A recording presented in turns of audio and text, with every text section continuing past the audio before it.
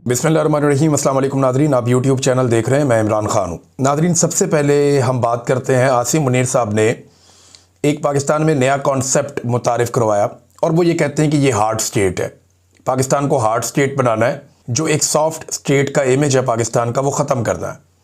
Hard state Pakistan को बनाना है। Hard state actually होती क्या है, इसके ऊपर किसी ने गौर ही नहीं किया, और सिर्फ क्योंकि वो आर्मी चीफ ने बात की है तो हर बंदे ने वो बात करना शुरू कर दी। तो इमरान खान साहब क्योंकि लीडर हैं, उन तक ये बात पहुंची जेल में, तो अब उन्होंने जेल से बताया कि एक्चुअली हार्ड स्टेट होती क्या है और आसिम मुनीर साहब क्या कह रहे हैं। देखिए, तो पॉलिटिकल लीडर तय करेंगे ना कि पाकिस्तान को किस सिमत में चलना है। कोई आर्मी चीफ तो नहीं कह सकता कि हार्ड स्टेट बनाओ या सॉफ्ट स्टेट बनाओ, उसका लेना देना कोई नहीं है। आर्मी चीफ ने आना है, उसने अपनी नौकरी करनी है, उसको बताया जाएगा कि इनको मारो इनको छोड़ो, उसको वो करना है। बॉर्डर पे फलां मुल्क के ऊपर हमला करना है, ये उसको करना पड़ेगा। फलां मुल्क हमला करने वाला, उसका दिफा करना है, ये काम वो करेगा। और जहां उसे मदद के लिए बुलाया जाएगा वो मदद करने के लिए हरदम तैयार होगा। ये आर्मी चीफ का रोल है। Army chief can never decide कि पाकिस्तान या कोई भी मुल्क जो है वो हार्ड स्टेट होगा या सॉफ्ट स्टेट होगा। लेकिन पाकिस्तान में क्योंकि बहुत हिम्मत बढ़ गई है बहुत सारे लोगों की, और आर्मी चीफ के पास इख्तियारात और ताकत इतनी ज़्यादा होती है कि उन्हें ये लगना शुरू हो जाता है कि वो अन्नदाता हैं। उन्हें लगना शुरू हो जाता है कि उनका सिक्का चलता है, जो फैसला करेंगे मुल्क वैसे चलेगा। प्रैक्टिकली होता भी है, लेकिन आइन में नहीं लिखा हुआ, आइन में इसकी गुंजाइश नहीं है। अब एक लीडर है, उसने जवाब दिया जेल से बैठकर, और ये इमरान खान ही जवाब दे सकते थे, और तो किसी में जरूरत है नहीं। इमरान खान ने कहा कि आसिम मुनीर की जानिब से पाकिस्तान में हार्ड स्टेट का जो तसव्वुर फ़रोग देने की कोशिश की जा रही है वो बिल्कुल गलत है। हार्ड स्टेट का असल मतलब ये है कि ऐसी रियासत जहां आइन की बालादस्ती हो, कानून की अमलदारी हो, अदल और इंसाफ का निज़ाम हो और जमहूरी आज़ादी हो, जहां ज़ाती मफाद नहीं बल्कि मुल्क और कौम का मफाद मुकद्दम हो, वो होती है हार्ड स्टेट। यानी कानून के साथ हार्ड स्टेट बनती है ना। बड़ा जुर्म करे फिर भी वही कानून, छोटा जुर्म करे फिर भी वही कानून, ताकतवर जुर्म करे फिर भी वही कानून, कमज़ोर जुर्म करे फिर भी वही कानून, और कानून सबके ऊपर लागू होता है। हार्ड स्टेट में जो है वो इंसाफ होता है, इंसाफ की फराहमी होती है। वो फेस नहीं देखते, वो केस देखते हैं। वो ये नहीं देखते कि इसके एस्टेब्लिशमेंट के साथ अच्छे ताल्लुकात हैं, आजकल जूते पॉलिश कर रहा है, उठाओ वजीर आज़म बना दो, वो ये नहीं देखते। ये जनाब सहाफ़ी सख्त बात कर रहा है या इसकी बात पसंद नहीं आ रही है एस्टेब्लिशमेंट को, निकालो इसको, इसके अकाउंट भी बंद करो, जेलों में भरो इनको। तो हार्ड स्टेट का और जो सॉफ्ट स्टेट का एक जो बिल्कुल एक गलत किस्म का इमेज बनाने की कोशिश की गई। इमरान खान साहब कह रहे हैं कि जनाब हार्ड स्टेट वो होती है जहां आइन की बालादस्ती हो, कानून की अमलदारी हो, अदल और इंसाफ का निज़ाम हो, जमहूरी आज़ादी हो, ज़ाती मफाद नहीं बल्कि मुल्क व कौम का मफाद मुकद्दम हो। जबकि आसिम मुनीर की हार्ड स्टेट से मुराद कैसी रियासत है, ये इमरान खान साहब बता रहे हैं कि आसिम मुनीर की हार्ड स्टेट से मुराद ऐसी रियासत है जहां जमहूरियत के तमाम सतूनों को कुचल कर आसिम ला नाफिज हो। याद रखें, अवाम की ताईद और हमायत के बगैर किसी भी मुल्क में हार्ड स्टेट का क़याम नामुमकिन है। जो मुजालिम आसिम लॉ के तहत ढाए जा रहे हैं, इनसे रियासत हार्ड स्टेट नहीं बल्कि इसकी जड़ें मज़ीद कमज़ोर हो रही हैं। 26 नवंबर और मुरीदके की तरह अपनी ही फ़ौज, रेंजर्स और पुलिस के ज़रिए अपनी ही अवाम पर गोलियां बरसाने से कोई रियासत मजबूत नहीं हो सकती। ये इमरान खान साहब ने हार्ड एंड सॉफ्ट स्टेट के बारे में बताया कि जनाब बंदे मारने से कोई हार्ड स्टेट नहीं होती, लॉ एंड ऑर्डर के साथ होती है, रूल ऑफ लॉ के साथ होती है, सेलेक्टिव जस्टिस के साथ कोई हार्ड स्टेट नहीं होती। फिर इमरान खान साहब ने बताया कि खैबर पख्तूनख्वा के अवाम ने तहरीक इंसाफ को भरपूर मैंडेट दिया। इस मैंडेट के तहत ये मेरा आइनी और जमहूरी हक है कि सूबे की पॉलिसियाँ खुद मुरतब करूँ, क्योंकि मैं बराह रास्त अवाम को जवाबदेह हूँ। वज़ीर आला खैबर पख्तूनख्वा सुहेल अफरीदी का भी यही हक है कि वो मेरे साथ मुशावरत से सूबे में इन पॉलिसियों का निफाज यकीनी बनाए जिनके लिए अवाम ने हम पर एतमाद करके वोट दिया है। तहरीक इंसाफ के दौरे हुकूमत में बेहतर पॉलिसियों के बायस खैबर पख्तूनख्वा समेत मुल्क भर में अमन कायम हुआ, मगर रजीम चेंज के बाद से हालात मुसलसल बिगड़ते जा रहे हैं। मैं 3 साल से मुसलसल कहता आया हूँ कि हमें दानिशमंदी और दूर अंदेशी का मुजाहरा करते हुए अफ़गानिस्तान के साथ पुरअमन अंदाज में मामलात आगे बढ़ाने चाहिए। अफ़गानिस्तान से कशीदा सूरत हाल नहायत तशवीशनाक है। नफ़रत और तसादुम किसी के मफाद में नहीं। अवाम के हकीकी नुमाइंदों की बनाई हुई पॉलिसियाँ ही दहशतगर्दी का देर पा हल निकाल सकती हैं। मेरे खिलाफ कायम झूठे और बेबुनियाद मुकदमात को जानबूझकर लटकाया जा रहा है। अलकादर ट्रस्ट केस में गुज़िश्ता 10 माह से इंसाफ का कत्ल हो रहा है। मुश्किल से 10 माह बाद केस की समाअत की तारीख मिली है, मगर जमानत का फैसला ताहाल ताखीर का शिकार है। मैं तरीके इंसाफ के तमाम सियासी कायदीन और अरकान असम्बली और वकला को हदायत देता हूँ कि अब से मेरे तमाम केसेस की अदालती कार्रवाइयों में बाकायदगी से शिरकत करें। देखिए, गंडापुर साहब के दौर में ये हो नहीं पा रहा था। ये मिर्ज़ा अफरीदी के फार्म हाउस पे लाहौर में तो पहुंच गए, लेकिन अडियाला जेल नहीं पहुंच पाए। बहुत प्रेशर था उन पे एस्टेब्लिशमेंट का। लेकिन अब इमरान खान साहब ने वजाहत के साथ कह दिया कि अदालत के अंदर तो सारे जाएं मेरे केसों के मामलात में, MNAs, MPAs, सेनेटर्स, जो अरकान असम्बली हैं वो भी, और जो वकला हैं वो भी, और सियासी कायदीन हैं वो भी, समाअत के मौके पर अदालत में मौजूद रहें और इंसाफ के हसूल तक अपनी मौजूदगी बरकरार रखें। ओपन कोर्ट के केसेस में शिरकत आपका कानूनी और जमहूरी हक है। तहरीक इंसाफ के दौरे हुकूमत में नवाज शरीफ को जेल में रोज़ाना कसीर तादाद में सियासी रहनुमाओं से मुलाकात की इजाज़त थी। मैंने इसकी एवरेज निकाली थी, उस दौर में 22 बंदा पर डे निकली थी। यानी नवाज शरीफ की जो टोटल मुलाकातें हैं उनको जब डिवाइड किया गया उनके टोटल दिनों के ऊपर, जितना अरसा वो जेल में रहे, तो 22 मुलाकातें फ़ी दिन थी। टका के मियाँ साहब की मुलाकातें होती थी, जब दिल करे तब होती थी। बड़ी तादाद में कारकुन आते थे, सुबह सुबह उन्हें लिस्ट दी जाती थी। मियाँ साहब उस लिस्ट के अंदर से फाइनल करते थे आज मैंने किसको मिलना और किसको नहीं मिलना। मियाँ साहब की तो मौजें थी बड़ी कमाल किस्म की। और वो जेल में ऐसे ही इसमें नहीं थे, वो उनका एक अलग क्लास थी। एक जेल के अंदर ही कोठियाँ बनी होती हैं, उनमें से एक मियाँ साहब को मिली हुई थी। वहाँ पे उनके साथ जो है उनके खिदमतगार भी थे, उनके मुआलिज भी थे, वहाँ उनके साथ उनके जो फिजियोथेरेपिस्ट हैं वो भी थे, अपना एक खाना पकाने वाला पूरा निज़ाम सारा कुछ था, और घर से खाना आता था, तो ठंडा गर्म करने वाला निज़ाम भी मियाँ साहब के पास पूरा मौजूद था। वहाँ पे जेल में AC वेसी ये वो सब हर चीज़ थी। फैमिली को बिला रोक टोक रसाई हासिल थी, इमरान खान बता रहे हैं, बल्कि जेल में दावतों तक का एहतमाम किया जाता था। इसके बरक्स आज मुझे मुकम्मल तन्हाई में रखा जा रहा है। इससे बड़ी सियासी इंतकाम की मिसाल पाकिस्तान की तारीख में नहीं मिलती। मुझे जेल मैनुअल के मुताबिक बुनियादी सहूलियात फराम नहीं की जा रही। पिछले 10 महीनों में सिर्फ एक बार मेरे बेटों से बात करवाई गई, वो भी 3-3 मिनट के 2 मुख्तसर वक्फों से। मुझे ना सिर्फ बुनियादी इंसानी हुकूक से महरूम रखा जा रहा है, बल्कि बतौर पार्टी लीडर अपने सियासी वर्कर से मुलाकात की इजाज़त भी नहीं दी जा रही। वकला, सियासी रफ़का और अहल खाना से मुलाकात में भी मुसलसल रुकावटें डाली जा रही हैं। ये सरासर बुनियादी और कानूनी हकूक़ की खिलाफ वर्जी है। ये इमरान खान साहब ने जनाब जेल से पैगाम भेजा। ये पैगाम मैंने आपके सामने रखा। अब नाज़रीन, एक और इम्पॉर्टेंट चीज़ है, वो भी मैं आपके साथ शेयर करता हूँ। राना सनाउल्लाह साहब ने स्टेटमेंट दिया और वो ये कहते हैं, जनाब क्या ज़रूरत है इमरान खान को सुहेल अफरीदी से मिलवाने की। मामला ये है कि इस वक्त निज़ाम कोशिश कर रहा है कि वज़ीर आला सुहेल अफरीदी की इमरान खान साहब से मुलाकात ना हो।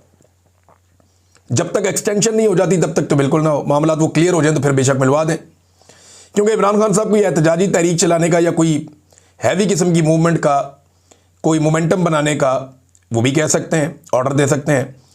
तो मुलाकात ना करवाने में क्या हर्ज है, ये कहा राना सनाउल्लाह ने।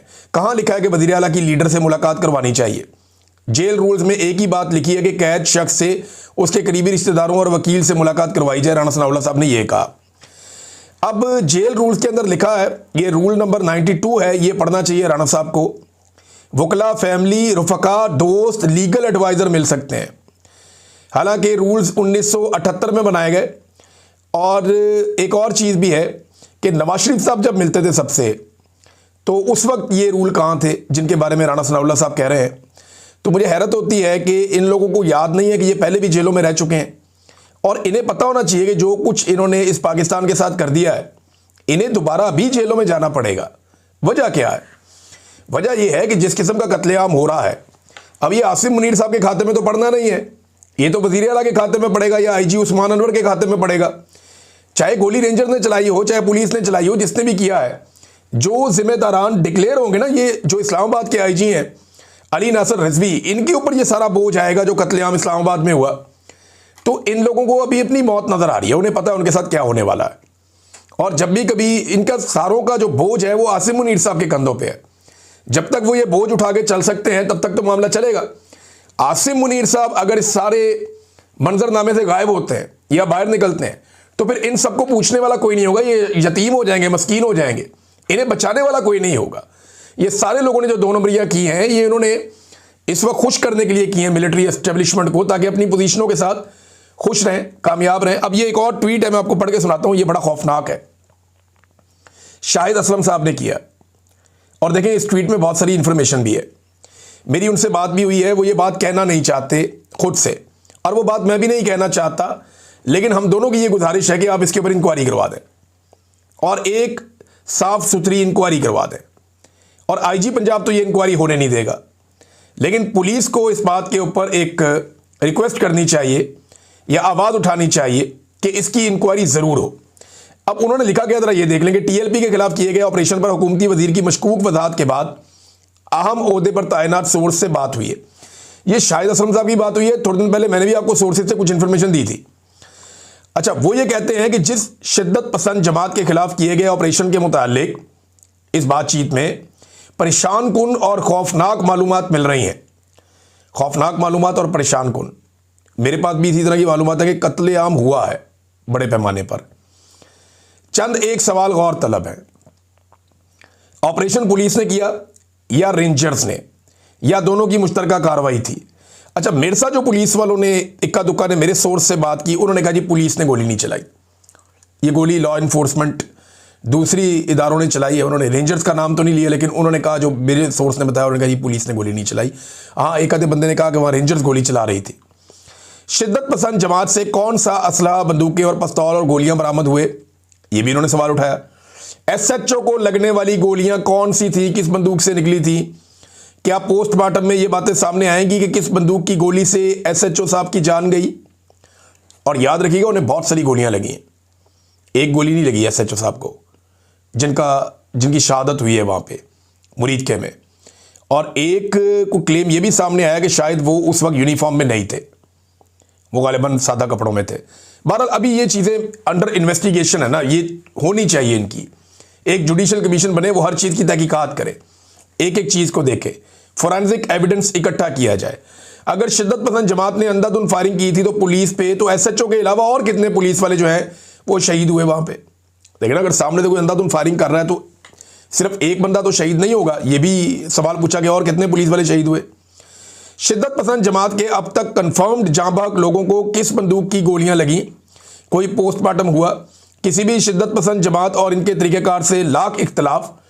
टीएलपी ने पहले भी लोगों का जीना मुश्किल कर दिया था, पुलिस पर हमले भी किए थे, लेकिन गोली से हलाकतों का मामला यहाँ पहली मरतबा सामने आया है। इसलिए हकायक का खोज लगाना चाहिए कि अपने ही लोगों पर सीधी फायरिंग क्या एक न्यू नॉर्मल तो नहीं बनाया जा रहा कि एक मामूल बना दिया कि मारो अपने लोगों को भी गोलियां? क्योंकि देखिए टीएलपी ने लोगों को बहुत मारा है माजी में, डंडों से, सोटों से, कत्लेआम भी हुआ। कई जरूनियों ने जो कत्ल किए हैं टीएलपी ने उसको ओन भी किया, लेकिन गोलियां नहीं चलाई। इससे पहले हमने ये नहीं देखा कि गोलियां मार रहे हैं लोगों को। यहां पे पहली मरतबा ये क्लेम सामने आया, इसकी जुडिशल इंक्वायरी होनी चाहिए, पता चलना चाहिए। बहरहाल मुफ्ती मुनीब ने मुलाकात की है और मुलाकात के बाद मुफ्ती मुनीब साहब अब ठंड प्रोग्राम करने की कोशिश करेंगे। और उन्होंने जो एक बयान जारी किया उसमें यह भी कहा कि मोहसिन नकवी साहब ने ठंडे दिल और दिमाग से हमारी बातचीत सुनी, तसल्ली के साथ बातचीत सुनी, कुछ चीज़ें तय पा गई हैं, दोबारा मुलाकात होगी। तो मुफ्ती मुनीब साहब ने आपको पहले भी कहा था कि हर मरतबा जब भी कभी कोई ऐसी सिचुएशन बनती है तो ये अपनी सर्विसेज पेश करते हैं पाकिस्तान की एस्टेब्लिशमेंट को, और उन्होंने एक मरतबा फिर सरकारी मुल्ला होने के नाते अपनी सर्विसेज पाकिस्तान की एस्टेब्लिशमेंट को पेश कर दी हैं। अब नादरीन, एक मरीम नवाज साहब फिर पकड़ी गई एक मरतबा। इनको पता नहीं क्या अजीबोगरीब आदत है, ये कोई ना कोई ऐसी हरकत कर देते हैं कि उसके थोड़े अरसे के बाद पकड़े जाते हैं। हाल ही में इन लोगों ने रोला डाल दिया, शोर मचा दिया कि जनाब मरीम नवाज ने बहुत बड़ा कारनामा कर दिया और इंपीरियल कॉलेज है लंदन का, उसका कैंपस जो है वो पहुंच रहा है यहाँ पे लाहौर में। नवाज शरीफ आईटी सिटी में इंपीरियल कॉलेज लंदन का कैंपस बनेगा, जिसमें 300 बेड का जदीद तरीन अस्पताल भी बनाया जाएगा, जिसका संगे बुनियाद नवंबर में रखा जाएगा। और ये वज़ीर आला मरीम नवाज की ज़ेर सदर इजलास के अंदर बताया गया। मरीम औरंगज़ेब ने इसको ट्वीट किया, पीएमएलएन ने इसको प्रमोट किया, मीडिया पे लोगों ने इसके ऊपर रौले डाल दिए। जब हर तरफ शोर मच गया तो उसके बाद जनाब लंदन से खबर आती है और वहाँ से इसकी तरदीद की जाती है। यानी ये अब मुतअद्दिद जगहों पे छप चुकी है तरदीद, और मरीम नवाज साहिबा और उनका झूठ और उनकी टिकटॉकर टीम जो है उसका झूठ एक मरतबा फिर पकड़ा गया। जैसे एक दौर में इनका कैलेबरी फॉन्ट पकड़ा गया था। तो अब जनाब झूठ का कोई अवार्ड हो तो इनको दे दें आप, और अगर खुशामद का कोई अवार्ड हो तो शहबाज शरीफ को दे दें आप। 19 अक्टूबर को इन्होंने जनाब बड़े ढोल बजाए और बड़ा रोला डाला कि जनाब हमने ये कर दिया और हम ये करने जा रहे हैं कि इंपीरियल कॉलेज लंदन लाहौर में अपना अस्पताल और कैंपस बनाने जा रहा है, और टका के इन्होंने इश्तिहारबाजी कर दी इसके ऊपर। लेकिन जब पाकिस्तानियों ने रब्ता किया वहाँ डॉक्टरों से इंपीरियल कॉलेज में बराह रास्त, तो वो सारे हैरान थे। उन्होंने कहा जी ये कब हुआ, ये खबर तो हमने कभी सुनी नहीं। उन्होंने वहाँ से ये क्लेम कर लिया। तो इस तरह ये मामला खुल गया और समझ से बाहर है मेरी कि जनाब इनको इतनी जल्दी क्या होती है नाचने गाने की और झूठ बोलने की, इनको आदत क्यों है। देखिए अगर तो बन रहा है तो वहाँ से खबर आ जाती है ना। अभी बहुत सारी जगहों पे ये खबर आ रही है। ये शहजाद अकबर ने ये खबर कंफर्म की है, मैं उनकी तरफ से बता रहा हूँ, मैंने ज़ाती तौर पे पता नहीं किया। और इनके अलावा जो है अरसलान बलोच साहब, उन्होंने भी ये बताया, बल्कि अब ये कुछ जगहों पे छप भी गया है। 21 अक्टूबर 2025 को उनका एक स्टेटमेंट भी आ गया है कि reports that Imperial College London plans to open a campus overseas are incorrect. जनाब उनकी तो ये तरदीद भी आ गई साफ। उन्होंने कहा जी कि Imperial College has no such plans with all the universities campuses based in the UK. हमारा तो ऐसा कोई मनसूबा ही नहीं है। अब इन्होंने जनाब यहाँ खबरें चला दी, रोला डाल दिया। तो इन्होंने जैसी झूठी हुकूमत है, जैसी जाली हुकूमत है, ये हैं ही सारे जालसाज। और अब ये एक नए किस्म के प्रोपेगेंडाज लॉन्च करते हैं, यानी कभी कुछ करते हैं, कभी कोई एक आधा स्कूल सजा के उसकी वीडियो लगा देते हैं। भाई यहाँ पे हज़ारों स्कूल है जिनके अंदर बेसिक फैसिलिटीज़ नहीं है। एक आधा स्कूल सजा के उसकी वीडियो लगा के रोला डाल देते हैं, जनाब ये देखें क्या ये सरकारी स्कूल लग रहा है। आप लोगों को बेवकूफ़ समझते हैं, लोग रोटी को चोची कहते हैं। यानी आप एक आधा स्कूल सजाएंगे और सजा के आप उसकी वीडियो लगाएंगे और आप ये कहेंगे कि पूरा पंजाब हमने बदल दिया है।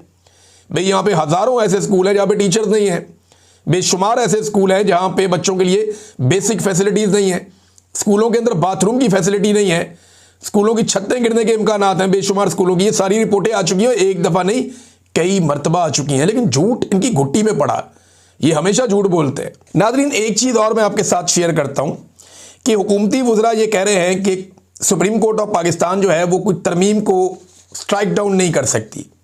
यानी 26वीं आईनी तरमीम जो इन्होंने की है, राना सनाउल्लाह साहब भी ये बात कर रहे थे, बाकी लोग भी कर रहे थे कि जनाब क्योंकि पार्लियामेंट ने एक तरमीम कर ली है, लिहाजा सुप्रीम कोर्ट ऑफ पाकिस्तान जो है वो उसको ख़त्म नहीं कर सकती। ये अब इस वक्त की हुकूमत कह रही है।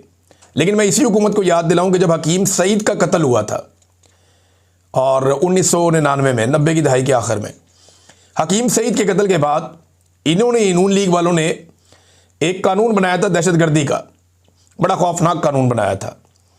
अगर वो कानून सुप्रीम कोर्ट ऑफ पाकिस्तान उस वक्त ख़त्म ना करती तो नवाज शरीफ को और उसके साथियों को तैयारा साजिश केस में फांसियां हो जाती, और ये शाहिद खाकान अब्बासी साहब ने तस्लीम भी किया।